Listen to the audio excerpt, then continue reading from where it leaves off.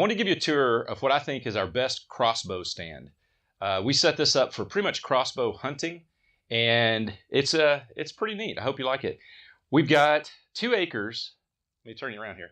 We've got 2 acres that's fenced in, and we've got about 800 pounds of seed we've put down, and today we got about an inch of rain after 3 weeks of nothing. So the beans have started to sprout. The deer are all over this. There's tracks all in this damp dirt. And the little sticks that you're seeing, we put those out so when you're up in that blind, you don't need your rangefinder. And we let some of our newer archers, our crossbow folks, use this stand. And so rangefinders kind of throw them when they're youngsters and they're trying to learn. I just want to point out, this is probably my favorite feeder that we've got right now. We buy these at Academy, and they're by Game Winner. They hold 325 pounds, and they are just awesome. They, with a solar panel and a new battery, they are out the door. They're unassembled, but they're out the door for $300 with tax in Texas. I love how the controller and the battery are separate. And then they even have a rain shield over it. When you get this, all the nuts are inset into the metal, so assembly's a breeze. This cage weighs more than the bumper on my truck, I think. And everything's in corrugated tubing. It's just protected. These things are phenomenal.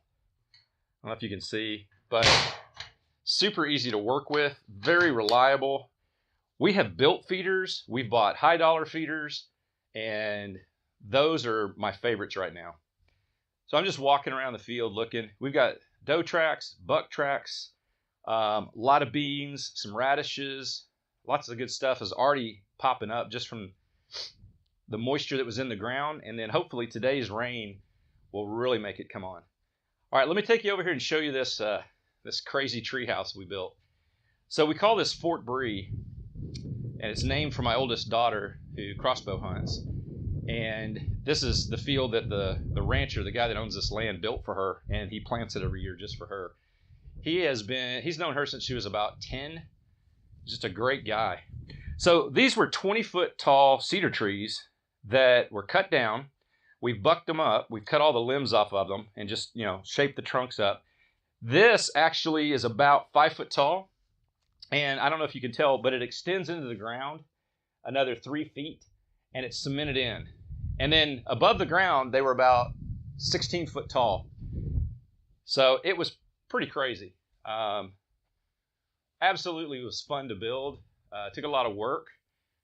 But it's one of the neatest things that we've got. Most of our stands on this ranch are either pop-up blinds or your standard tree stand. A hang-on stand with rapid rails or a ladder going up to it.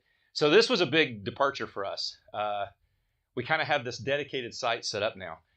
Right here's how we built it. We took these these heavy boards and we lag bolted them right into these studs. So you see the tree stops here, but this is the heartwood of the cedar. So these are native cedar, or they're not native, but these are cedar trees. And we took the big logs to a remote lumber mill, a portable lumber mill, and they cut into the trunk to make these 6x6 studs that are that go up and up and up, and that's a solid stud all the way to the top. So this thing is lag bolted together to these 4 studs, these trees. It is just rock solid. It's approximately 8 foot by 8 foot, by about 7 foot on the inside. It's got shingles on the top. And I don't know if you can tell, I'm sorry it's so dark in here, but we've put this black paper up on the walls. And we painted the window black so that when we open it, you're not, hang on a second, it's going to get crazy. Sorry for the weird edit. I had to open the window and it was bouncing around. So when you're sitting in here, the neat thing that we did was the window on the outside is painted black. And then the inside of the little hut, it's all black paper. It's like roofing paper. And so that way, when you're out there and the door is shut, you can't really tell if somebody's in here if they're wearing a black shirt and if they've got a little bit of black face paint on. And you don't sit right at the window, you sit back a little bit. So this is a really neat setup. I happen to hunt exclusively with a wooden longbow and wooden arrows. So this really isn't kind of my thing. We are an archery only deer lease.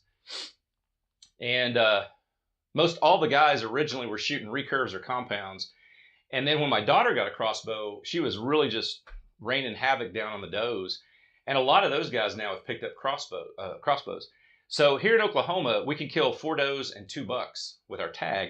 And so they kind of use their crossbows to take does. And then a lot of them have either compounds or recurves or longbows. And some of them will switch back to that for their bucks. So I just thought this was something really neat that we put together.